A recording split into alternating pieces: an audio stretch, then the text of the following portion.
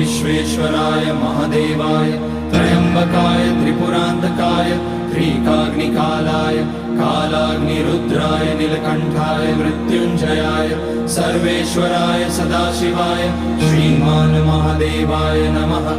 ओम नमः शंभवाय च मयोभवाय च नमः शंकराय च मयस्कराय च नमः शिवाय च शिवतराय च। ओम त्र्यंबकं यजामहे सुगंधिं पुष्टिवर्धनम् उर्वारुकमिव बन्धनान् मृत्योर्मुक्षीयमामृतात्। नागेन्द्रहाराय त्रिलोचनाय भस्माकराय महेश्वराय नित्याय शुद्धाय दिगंबराय तस्मै नकाराय नमः शिवाय। मंदाकिनी सलिल चंदन चर्चिताय नंदीश्वर प्रमथनाथ महेश्वराय मंदार पुष्य बहु